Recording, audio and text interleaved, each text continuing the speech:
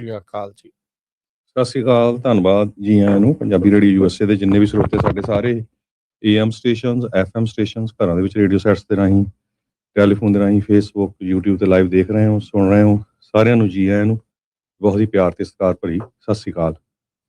ਸਰੋਤਿਓ, ਅੱਜ ਮਾਰਚ ਦੀ 20 ਤਰੀਕ ਆ, ਦਿਨ ਸ਼ੁੱਕਰਵਾਰ ਆ। ਤੁਹਾਡੇ ਲਈ ਸਵੇਰ ਦਾ ਅਪਡੇਟ ਅਮਰੀਕਾ ਪ੍ਰੋਗਰਾਮ ਲੈ ਕੇ ਹਾਜ਼ਰ ਹੋਏ। ਪ੍ਰੋਗਰਾਮ ਨੂੰ ਸਪਾਂਸਰ ਕਰਦੇ ਨੇ ਖਾਲਸਾ ਇੰਸ਼ੋਰੈਂਸ ਏਜੰਸੀ, ਜਿਨ੍ਹਾਂ ਦੇ ਕੋਲੋਂ ਹਰ ਇੱਕ ਤਰੀਕੇ ਦੀ ਇੰਸ਼ੋਰੈਂਸ ਤੁਸੀਂ ਕਰਵਾ ਸਕਦੇ ਹੋ। ਇੰਸ਼ੋਰੈਂਸ ਬਾਰੇ ਪਤਾ ਕਰਨ ਲਈ ਕਾਲ ਕਰ ਸਕਦੇ ਹੋ 408-272-2500। ਟਿਰਕੀਆਣਾ ਇਮੀਗ੍ਰੇਸ਼ਨ ਲਾ ਫਰਮ US ਇਮੀਗ੍ਰੇਸ਼ਨ ਦਾ ਹੋਵੇ ਕਿਸੇ ਵੀ ਤਰੀਕੇ ਦਾ ਕੰਮ, ਕਾਲ ਅਟਾਰਨੀ ਜੇ ਟਿਰਕੀਆਣਾ 415-959-0503 ਦੇ ਉੱਤੇ। Manjeet Singh Kalar, Avtar Singh Manzil Clovis, Satnam Singh Sanipurewal Yuba City, Lakhvir Singh Samra Texas, Gurmel Singh Liddar Bakersfield, Amarjit Singh Stockton, Grewal Travel Services Yuba City. Tax payroll, visa, OCA card, passport ਦੀਆਂ ਸਰਵਿਸਿਜ਼ ਲੈ ਸਕਦੇ ਹੋ। Call 5307517605। Mangal Singh Samra, Northwood Motels Blaine, Baljinder Nijjar Woodland, Harjit Singh Lathrop, Iqbal Jahal, Gurdev Singh LA, Gurmel Basi Elk Grove, Harnek Singh Pabla Renton Washington, Sikandar Grewal Tracy, Gurnek Bagri ਫਰੈਜ਼ਨੋ, Paramjit Singh ਦਾਖਾ ਬਰਕਲੇ, ਕਰਮਜੀਤ ਸਿੰਘ ਟਰਲੌਕ, ਊੜਾ ਡੈਟ ਰਿਲੀਫ ਵਾਲੇ normal Singh ਮਾਨ, economic hardship ਹੈ, bankruptcy ਤੋਂ ਬਚਣਾ ਹੈ ਤਾਂ ਤੁਸੀਂ ਇਹਨਾਂ ਦੇ ਨਾਲ ਸੰਪਰਕ ਕਰ ਸਕਦੇ ਹੋ। ਕਾਲ ਕਰੋ 8888889914। ਸਾਰਿਆਂ ਦਾ ਧੰਨਵਾਦ। ਆਪਣੇ ਇਸ ਪ੍ਰੋਗਰਾਮ ਨੂੰ ਸਪਾਂਸਰ ਕਰਨਾ ਹੋਵੇ ਤਾਂ ਸੰਪਰਕ ਕਰੋ 408-722-7698।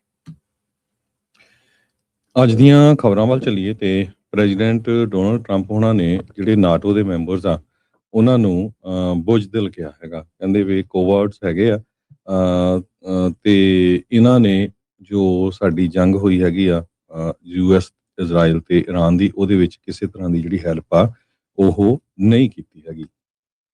ਕੁਝ ਕੁ ਮੁਲਕ ਜਿਹੜੇ ਆ ਉਹ ਕਹਿ ਰਹੇ ਆ ਵੀ ਆਪਾਂ ਹੈਲਪ ਕਰ ਰਹੇ ਆ, ਪਰ ਕਿਸ ਤਰ੍ਹਾਂ ਦੀ ਉਹ ਹੈਲਪ ਕਰ ਰਹੇ ਆ ਇਹਦੇ ਬਾਰੇ ਹਜੇ ਡਿਟੇਲ ਨਹੀਂ ਕੀਤਾ ਹੈਗਾ। ਸੋ ਪ੍ਰੈਜ਼ੀਡੈਂਟ ਡੋਨਲਡ ਟਰੰਪ ਉਹਨਾਂ ਨੇ ਨੈਟੋ ਦੇ ਜਿਹੜੇ ਅਲਾਈਜ਼ ਆ ਉਹਨਾਂ ਦੀ ਨਾ ਸਹਾਇਤਾ ਦੇਣ ਦੇ ਕਾਰਨ ਉਹਨਾਂ ਦੀ ਕਾਫੀ ਜਿਹੜੀ ਆ ਨਿੰਦਾ ਕੀਤੀ ਹੈਗੀ ਆ। ਜਿੱਥੇ ਤੱਕ ਉਹਨਾਂ ਨੂੰ ਬੁਜ਼ਦਿਲ ਤੱਕ ਕਹਿ ਦਿੱਤਾ ਤੇ ਕਿਹਾ ਆ ਵੀ ਅਸੀਂ ਯਾਦ ਰੱਖਾਂਗੇ। ਕੋਵਰਡਸ ਐਂਡ ਵੀ ਵਿਲ ਰਿਮੈਂਬਰ, ਇਹ ਉਹਨਾਂ ਨੇ ਆਪਣੇ ਟਰੂਥ ਸੋਸ਼ਲ ਜਿਹੜਾ ਪਲੇਟਫਾਰਮ ਆ ਉਹਦੇ ਉੱਤੇ ਅੱਜ ਸਵੇਰੇ ਪੋਸਟ ਪਾਈ ਹੈਗੀ ਆ। ਨਾਟੋ ਕੰਟਰੀਜ਼ ਕਹਿੰਦੇ ਵੀ ਜੁਆਇਨ ਨਹੀਂ ਕਰਨਾ ਚਾਹੁੰਦੇ ਹੈਗੇ, ਪਰ ਪੂਰੀ ਦੁਨੀਆ ਦੇ ਵਿੱਚ ਤੇਲ ਦੀਆਂ ਕੀਮਤਾਂ ਹੁਣ ਬਹੁਤ ਹਾਈ ਹੋ ਰਹੀਆਂ ਹੈਗੀਆਂ। ਕਹਿੰਦੇ ਵੀ ਜੇ ਅਪ੍ਰੈਲ ਮਹੀਨੇ ਤੱਕ ਇਹ ਜੰਗ ਚੱਲਦੀ ਰਹੀ ਤਾਂ ਜਿਹੜੀ ਬੈਰਲ ਦੀ ਪ੍ਰਾਈਸ ਆ $200 ਤੱਕ ਜਾ ਸਕਦੀ ਹੈਗੀ ਆ। ਸਟੇਟ ਆਫ ਹਾਰਮੋਜ਼ ਇਹ ਲਗਭਗ 24 ਮੀਲ ਜਾਂ ਆਪਾਂ ਕਹਿ ਲਈਏ 39 ਕਿਲੋਮੀਟਰ ਲੰਮੀ ਜਿਹੜੀ ਇਹ ਚੌੜੀ ਕਨਾਲ ਆ, ਜਿੱਥੋਂ ਦੀ ਜਿਹੜਾ ਸਮੁੰਦਰੀ ਰਾਹ ਆ, ਜਿੱਥੋਂ ਦੀ ਇਹ ਜਿੰਨੇ ਵੀ ਸ਼ਿਪ ਆ ਤੇਲ ਲੈ ਕੇ ਲੰਘਦੇ ਉੱਥੋਂ ਲੰਘਦੇ ਹੈਗੇ ਆ। ਸੋ ਇਰਾਨ ਵਾਲਿਆਂ ਨੇ ਕਿਹਾ ਵੀ ਅਸੀਂ ਉੱਥੋਂ ਕੋਈ ਵੀ ਲੰਘਣ ਨਹੀਂ ਦੇਵਾਂਗੇ। ਮੇਬੀ ਉਹਨਾਂ ਨੇ ਕੁਝ ਕੰਟਰੀਆਂ ਨੂੰ ਅਲਾਓ ਕੀਤਾ ਹੈਗਾ, ਜਿਨ੍ਹਾਂ ਦੇ ਵਿੱਚ ਚਾਈਨਾ ਵੀ ਹੈਗਾ ਆ। ਟਰੰਪ ਹੁਣੀ ਇਹ ਕਹਿੰਦੇ ਆ ਵੀ ਯੂਰਪ ਨੂੰ ਇਹਦਾ ਵੱਡਾ ਨੁਕਸਾਨ ਹੋਣਾ ਹੈ। ਜੇ ਯੂਰਪ ਸਾਨੂੰ ਜੁਆਇਨ ਨਹੀਂ ਕਰਦਾ ਤੇ ਸਭ ਤੋਂ ਜ਼ਿਆਦਾ ਜਿਹੜੀ ਮਹਿੰਗੀ ਐਨਰਜੀ ਦੀਆਂ ਕੀਮਤਾਂ ਆ ਉੱਥੇ ਹੋਣੀਆਂ ਹੈਗੀਆਂ, ਚਾਹੇ ਉਹ ਗੈਸ ਨੂੰ ਲੈ ਕੇ ਹੈਗੀਆਂ। US 에ਅਰ ਫੋਰਸ ਦੇ ਜਨਰਲ ਅਲੈਕਸਸ ਗ੍ਰੈਨਕਿਕ ਵਿੱਚ ਉਹਨਾਂ ਨੇ ਇਹ ਕਿਹਾ ਵੀ ਜਿਹੜੇ ਨਾਟੋ ਦੇ ਸੁਪਰੀਮ ਅਲਾਈਡ ਕਮਾਂਡਰ ਯੂਰਪ ਦੇ ਵਿੱਚ ਹੈਗੇ ਆ, ਉਹਨਾਂ ਨੇ ਕਨਫਰਮ ਕੀਤਾ ਆ ਵੀ ਨਾਟੋ ਦਾ ਇਰਾਕ ਮਿਸ਼ਨ ਪਰਸਨਲ ਜੋ ਹੈਗੇ ਆ ਯੂਰਪ ਦੇ ਵਿੱਚ ਉਹਨਾਂ ਨੂੰ ਮੂਵ ਕੀਤਾ ਗਿਆ ਹੈਗਾ ਆ। ਤੇ ਉਹਨਾਂ ਨੇ ਇਹ ਕਿਹਾ ਵੀ ਰਿਪਬਲਿਕ ਆਫ ਇਰਾਕ ਦਾ ਅਸੀਂ ਧੰਨਵਾਦ ਕਰਦੇ ਹਾਂ ਵੀ ਉਹ ਸਾਡਾ ਜਿਹੜਾ ਸਾਥ ਆ ਦੇ ਰਹੇ ਹੈਗੇ ਆ। ਫਰਾਂਸ ਦੇ ਪ੍ਰੈਜ਼ੀਡੈਂਟ ਮੈਨੂਅਲ ਮੈਕਰਨ ਉਹ 2 ਦਿਨਾਂ ਯੂਰਪੀਅਨ ਯੂਨੀਅਨ ਸਮਿਟ ਦੇ ਉੱਤੇ ਹੈਗੇ ਆ ਬਰਸਲਸ ਦੇ ਵਿੱਚ। ਉਹਨਾਂ ਨੇ ਕਿਹਾ ਵੀ ਅਸੀਂ ਇੰਟਰਨੈਸ਼ਨਲ ਲਾ ਨੂੰ ਜਿਹੜਾ ਡਿਫੈਂਡ ਕਰਦੇ ਹਾਂ ਤੇ ਡੀ-ਐਸਕੇਲੇਸ਼ਨ ਨੂੰ ਪ੍ਰਮੋਟ ਕਰਦੇ ਹੈਗੇ ਆ। The best we can do, ਕਹਿੰਦੇ ਵੀ ਸ਼ਾਂਤਮਈ ਜਿਹੜਾ ਇਹ ਹੱਲ ਆ ਇਹਦਾ ਹੋਣਾ ਚਾਹੀਦਾ ਹੈ।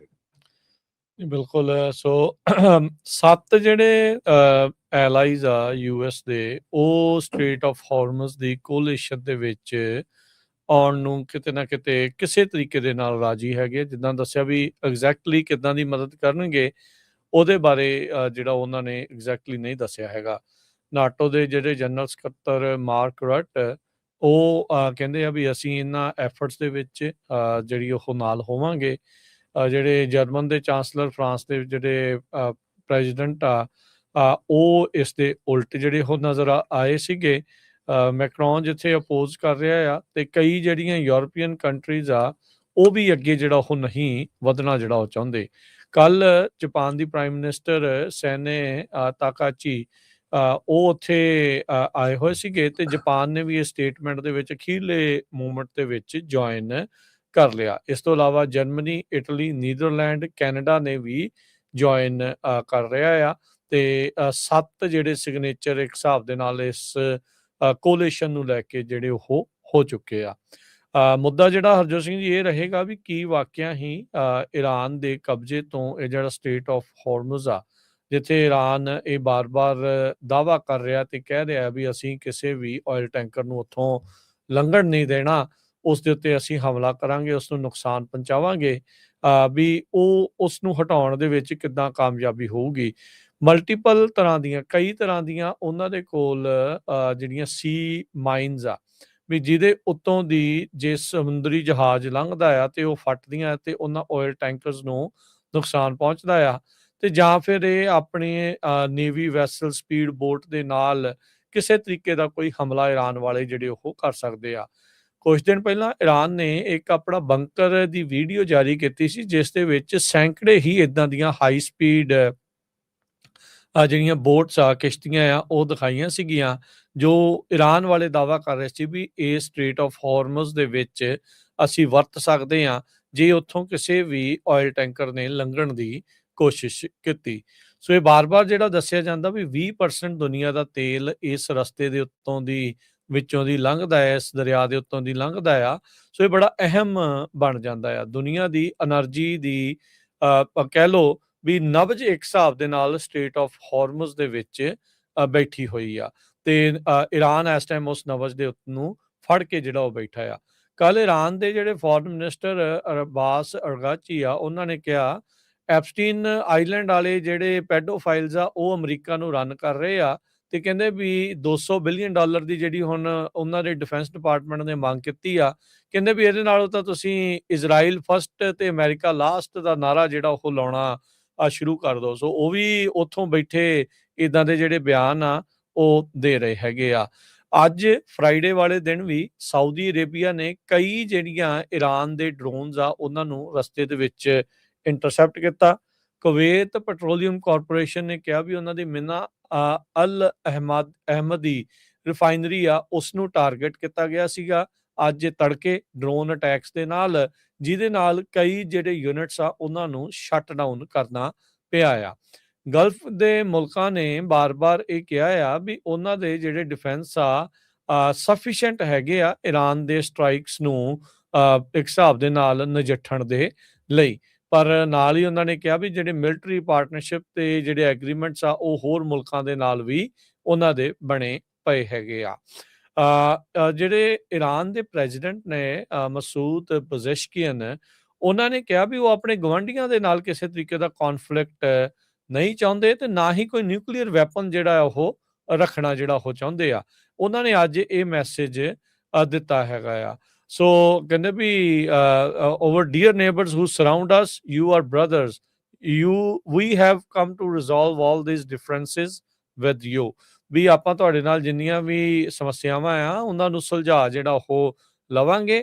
ਕਹਿੰਦੇ ਵੀ ਪੀਸ ਤੇ ਸਟੇਬਿਲਿਟੀ ਜੇ ਇਸ ਇਲਾਕੇ ਦੇ ਵਿੱਚ ਰੀਜਨਲ ਸਿਕਿਉਰਿਟੀ ਸਟਰਕਚਰ ਜਿਹੜਾ ਆ ਉਹ ਕਹਿੰਦੇ ਵੀ ਇਸਲਾਮਿਕ ਕੰਟਰੀਜ਼ ਨੂੰ ਮਿਲ ਕੇ ਹੀ ਜਿਹੜਾ ਉਹ ਬਣਾਉਣਾ ਪੈਣਾ ਆ ਤੇ ਸਾਨੂੰ ਆਊਟਸਾਈਡਰਸ ਦੀ, ਬੇਸਿਕਲੀ ਉਹਨਾਂ ਨੇ ਅਮਰੀਕਾ ਜਾਂ ਇਜ਼ਰਾਈਲ ਦੇ ਨੂੰ ਲੈ ਕੇ ਹੀ ਗੱਲ ਕੀਤੀ ਵੀ ਉਹਨਾਂ ਦੀ ਇੱਥੇ ਪ੍ਰੈਜ਼ੈਂਸ ਦੀ ਸਾਨੂੰ ਜ਼ਰੂਰਤ ਨਹੀਂ ਹੈਗੀ ਤੇ ਉਹਨਾਂ ਨੇ ਇੱਕ ਵਾਰੀ ਫੇਰ ਕਿਹਾ ਵੀ ਸਾਨੂੰ ਨਿਊਕਲੀਅਰ ਵੈਪਨਸ ਦੀ ਜ਼ਰੂਰਤ ਨਹੀਂ ਆ।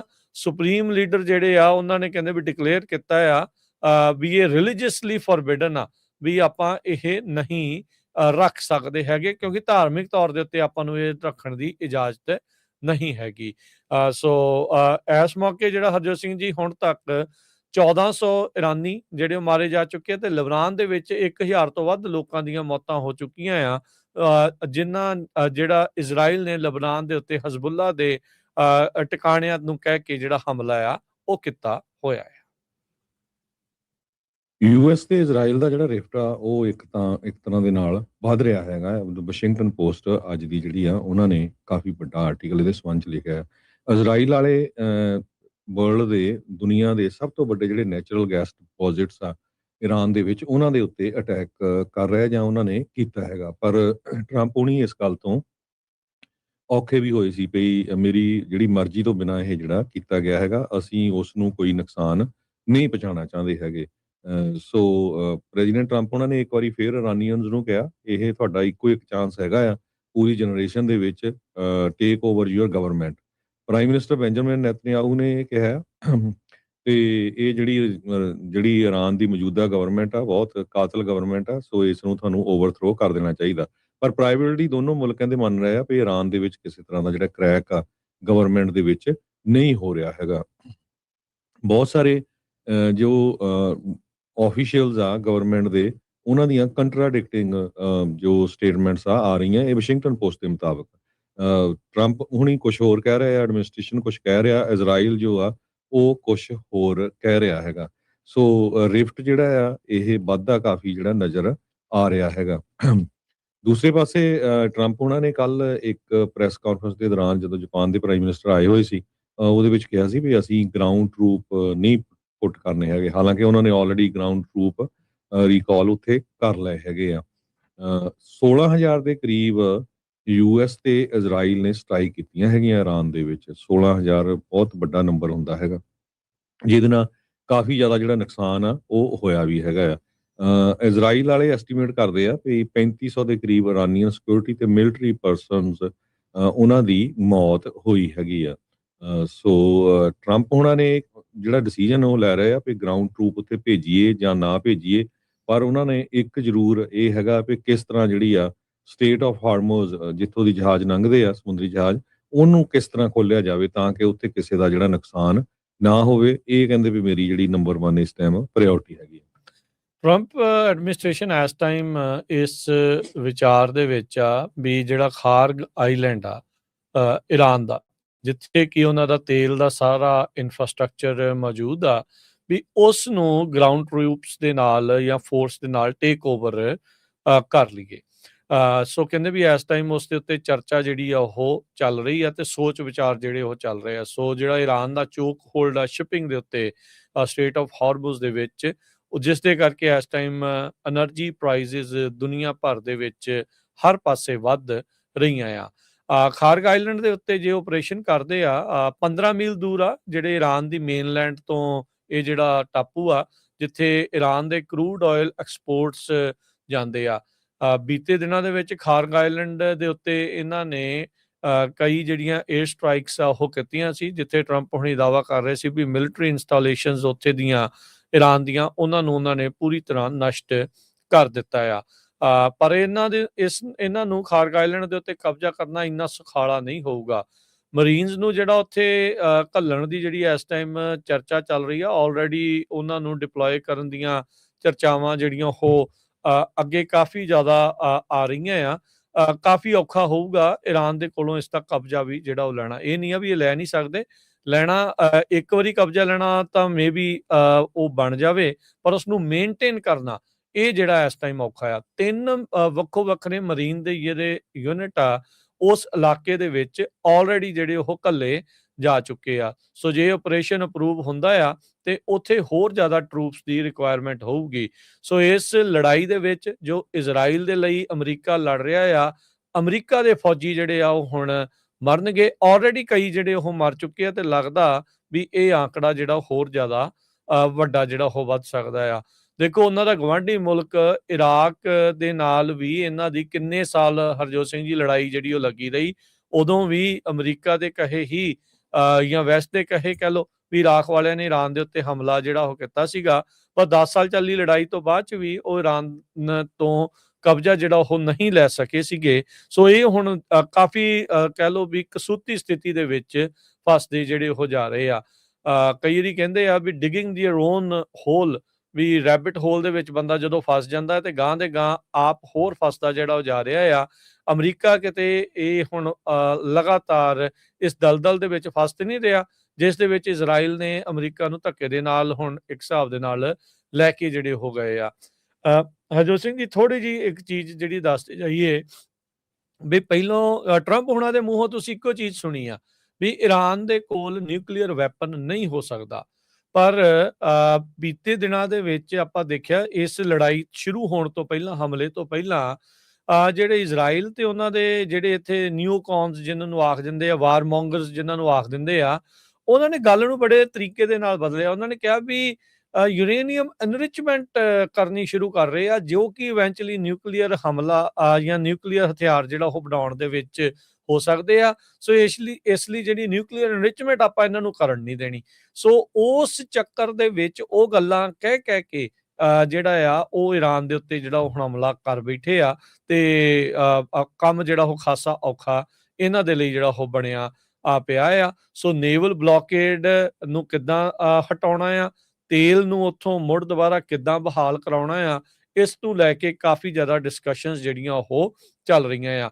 2500 ਮਰੀਨਸ ਦੀ ਜਿਹੜੀ ਫੋਰਸ ਆ, ਹਰਜੋਤ ਸਿੰਘ ਜੀ, ਉਹ ਕਹਿੰਦੇ ਵੀ ਮੰਨਿਆ ਜਾ ਰਿਹਾ ਵੀ ਉਸ ਇਲਾਕੇ ਦੇ ਵਿੱਚ ਆਲਰੇਡੀ ਘੱਲਣ ਦੀ ਜਿਹੜੀ ਡਿਪਲੋਏ ਕਰਨ ਦੇ ਵੱਲ ਨੂੰ ਜਿਹੜੀ ਉਹ ਕਾਰਵਾਈ ਸ਼ੁਰੂ ਜਿਹੜੀ ਉਹ ਹੋ ਚੁੱਕੀ ਆ। ਸੋ ਲੱਗ ਇਹੀ ਰਿਹਾ ਹੈ ਵੀ ਅਮਰੀਕਾ ਜਲਦ ਹੀ ਬੂਟਸ ਔਨ ਗਰਾਊਂਡਸ ਉੱਥੇ ਹੋ ਸਕਦਾ ਹੈਗਾ ਆ, ਕਿਉਂਕਿ ਹੁਣ ਇੰਨਾ ਕੁ ਜ਼ਿਆਦਾ ਅੱਗੇ ਵੱਧ ਚੁੱਕਿਆ ਵੀ ਪਿੱਛੇ ਹਟਿਆ ਵੀ ਮੁਸ਼ਕਿਲ ਆ, ਤੇ ਗਾਂਹ ਵਧਿਆਂ ਵੀ ਜਿਹੜੀ ਉਹ ਮੁਸ਼ਕਿਲ ਇਸ ਟਾਈਮ ਬਣੀ ਪਈ ਆ। ਸੋ ਦੇਖੋ ਅੱਗੇ ਕੀ ਬਣਦਾ, ਪਰ ਲੱਗਦਾ ਨਹੀਂ ਵੀ ਜਲਦੀ ਕਿਤੇ ਇਸ ਕਹਿ ਲਓ ਵੀ ਸਮੱਸਿਆ ਦਾ ਜਿਹੜਾ ਹੱਲ ਆ ਉਹ ਹੋਣ ਵਾਲਾ ਹੈਗਾ ਆ।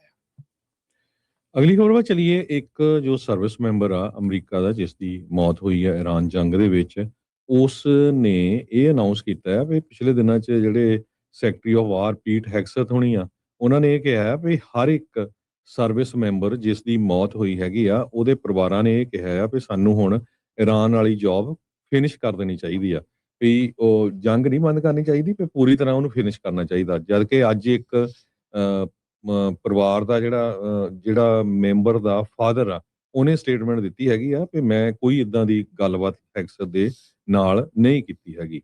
ਉਹ ਕਹਿੰਦੇ ਵੀ ਅਸੀਂ ਇਦਾਂ ਦੀ ਕੋਈ ਗੱਲ ਨਹੀਂ ਕੀਤੀ ਵੀ ਹਾਂ ਇਸ ਜੰਗ ਨੂੰ ਜਿਹੜੀ ਆ ਜਾਰੀ ਰੱਖੋ। ਡਿਫੈਂਸ ਸੈਕਟਰੀ ਪੀਟ ਹੈਗਸਥ ਪ੍ਰਾਈਵੇਟਲੀ ਉਹਨਾਂ ਪਰਿਵਾਰਾਂ ਦੇ ਨਾਲ ਮਿਲੇ ਸੀ ਜਿਨ੍ਹਾਂ ਦੇ 6 ਮੈਂਬਰ ਇਸ ਜੰਗ ਦੇ ਵਿੱਚ ਸ਼ਹੀਦ ਹੋ ਗਏ ਸੀ, ਮਾਰੇ ਗਏ ਸੀਗੇ ਇਰਾਨ ਜੰਗ ਦੇ ਵਿੱਚ। ਸੋ ਉਹਨਾਂ ਨੇ ਇਹ ਕਿਹਾ ਆ ਵੀ ਪੀਟ ਹੈਗਸਥ ਨੇ ਇਹ ਕਿਹਾ ਸੀ ਵੀ ਮੇਰੀਆਂ ਅੱਖਾਂ ਦੇ ਵਿੱਚ ਹੰਝੂ ਸੀ, ਉਹਨਾਂ ਪਰਿਵਾਰਾਂ ਦੇ ਵੀ ਹੰਝੂ ਸੀ, ਅਸੀਂ ਇੱਕ ਦੂਜੇ ਨੂੰ ਹੱਗ ਵੀ ਕੀਤਾ, ਤੇ ਉਹਨਾਂ ਨੇ ਇਹੀ ਕਿਹਾ ਵੀ ਫਿਨਿਸ਼ ਦਿਸ ਜੌਬ ਦੇ ਬਾਰੇ, ਤੇ ਅਸੀਂ ਆਨਰ ਕਰਦੇ ਹਾਂ ਉਹਨਾਂ ਦੇ ਸੈਕਰੀਫਾਈਸ ਨੂੰ। Do not stop until the job is done, ਇਹ ਪੀਟ ਹੈਗਸਥ ਉਹਨਾਂ ਨੇ ਕਿਹਾ ਸੀ। ਇੱਕ ਪਰਸਨ ਜੋ ਉਹਨਾਂ ਨੂੰ ਮਿਲਿਆ ਸੀ ਡੋਵਰ 에ਅਰ ਫੋਰਸ ਬੇਸ ਜੋ ਡੈਲਵੇਅਰ ਦੇ ਵਿੱਚ ਹੈਗਾ, ਚਾਰਲਸ ਸਾਈਮਨਸ, ਉਹਦਾ ਜਿਹੜਾ 28 ਸਾਲਾਂ ਦਾ ਮੁੰਡਾ ਟੈਕ ਸਰਜਨ ਟਾਇਲਰ ਸਾਈਮਨਸ, ਉਸ ਦੀ ਜਿਹੜੀ ਆ ਮੌਤ ਹੋ ਗਈ ਸੀਗੀ ਇਸ ਜੰਗ ਦੇ ਵਿੱਚ। ਉਹਨਾਂ ਨੇ ਇਹ ਕਿਹਾ ਵੀ ਮੈਂ ਤਾਂ ਕੋਈ ਰਿਕਾਲ ਨਹੀਂ ਕਰਦਾ ਇਦਾਂ ਦੀ ਕਿਸੇ ਵੀ ਪਰਿਵਾਰਕ ਮੈਂਬਰ ਦੀ ਜਿਹੜੀ ਆ ਗੱਲਬਾਤ ਹੋਈ ਹੈਗੀ ਆ। ਕਹਿੰਦਾ ਵੀ ਮੈਂ ਹੋਰ ਪਰਿਵਾਰਕ ਮੈਂਬਰਾਂ ਬਾਰੇ ਤਾਂ ਨਹੀਂ ਬੋਲ ਸਕਦਾ, ਪਰ ਮੇਰੇ ਇਹਦੇ ਨਾਲ ਜਿਹੜੇ ਵਿਚਾਰ ਆ ਉਹ ਨਹੀਂ ਮਿਲਦੇ ਹੈਗੇ।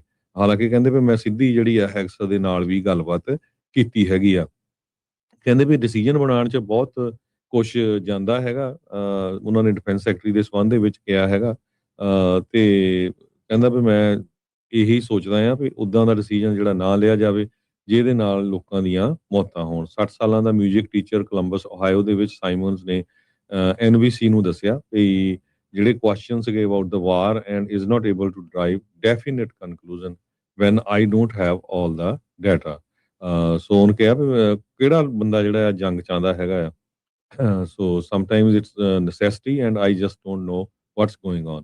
ਸੋ ਇਹ ਜਿਹੜੀਆਂ ਸਟੇਟਮੈਂਟਸ ਆ ਸੈਕਟਰੀ ਆਫ ਵਾਰ ਤੇ ਉਹ ਪਰਿਵਾਰ ਜਿਨ੍ਹਾਂ ਦੇ ਜਵਾਨ ਬੇਟੇ ਸ਼ਹੀਦ ਹੋਏ ਆ, ਉਹਨਾਂ ਦੇ ਇੱਕ ਫਾਦਰ ਨੇ ਸਟੇਟਮੈਂਟ ਦਿੱਤੀ ਹੈਗੀ ਆ। ਜੀ ਬਿਲਕੁਲ। ਹਰਜੋਤ ਸਿੰਘ ਜੀ, ਆਪਾਂ ਇੱਥੇ ਇੱਕ ਬ੍ਰੇਕ ਲੈਂਦੇ ਹਾਂ, ਬ੍ਰੇਕ ਤੋਂ ਬਾਅਦ ਮੁੜਦੇ ਹਾਂ ਵਾਪਸ, ਤੇ ਖਬਰਾਂ ਦਾ ਸਿਲਸਿਲਾ ਇਸੇ ਤਰੀਕੇ ਦੇ ਨਾਲ ਜਾਰੀ ਰਹੇਗਾ। ਜੁੜੇ ਰਹੋ ਇੱਦਾਂ ਹੀ ਪੰਜਾਬੀ ਰੇਡੀਓ USA ਦੇ ਨਾਲ। ਸੀਜ਼ਰ ਸ਼ਾਵੇਜ਼ ਨੂੰ ਲੈ ਕੇ ਕਾਫੀ ਰੌਲਾ ਆ। 에ਅਰ ਇੰਡੀਆ ਦੀ ਫਲਾਈਟ ਦਾ ਇੱਕ ਰੌਲਾ ਜਿਹੜਾ ਉਹ ਹੋਰ ਪਿਆ ਹੋਇਆ ਇੱਕ ਵਾਰੀ ਫੇਰ, ਉਸ ਦੇ ਬਾਰੇ ਵੀ ਆਪਾਂ ਜਿਹੜੀ ਉਹ ਚਰਚਾ ਕਰਦੇ ਹਾਂ। ਜੁੜੇ ਰਹੋ ਇੱਦਾਂ ਹੀ ਪੰਜਾਬੀ ਰੇਡੀਓ USA ਨਾਲ।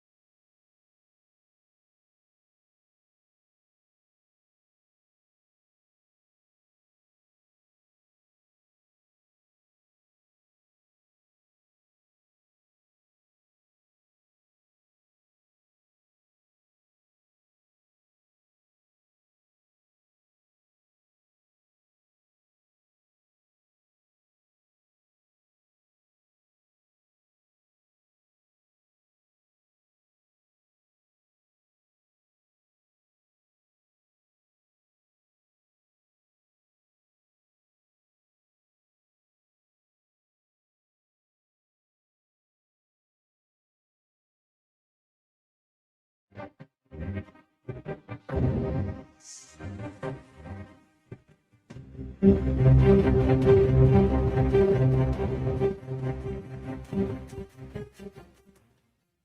ਤੋਂ ਬਾਅਦ ਇੱਕ ਵਾਰੀ ਫਿਰ ਆਪ ਸਭ ਦਾ ਸਵਾਗਤ ਕਰਦੇ ਹਾਂ ਸੋਤੇ programme update America. Harjot Singh ji, ਜੀ ਆਇਆਂ ਨੂੰ ਸਵਾਗਤ ਹੈ। ਸਤਿ ਸ੍ਰੀ ਅਕਾਲ।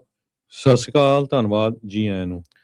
ਜੀ ਹਰਜੋਤ ਸਿੰਘ ਜੀ, ਅਗਲੀ ਜਿਹੜੀ ਗੱਲ ਕਰੀਏ, ਸੀਜ਼ਰ ਸ਼ਾਵੇਜ਼ ਦੇ ਸੈਕਸ਼ੂਅਲ ਐਲੀਗੇਸ਼ਨ ਤੋਂ ਬਾਅਦ ਚ ਉਹਦਾ ਫਾਲ ਆਊਟ ਬਹੁਤ ਵੱਡਾ ਜਿਹੜਾ ਉਹ ਹੋਇਆ ਆ।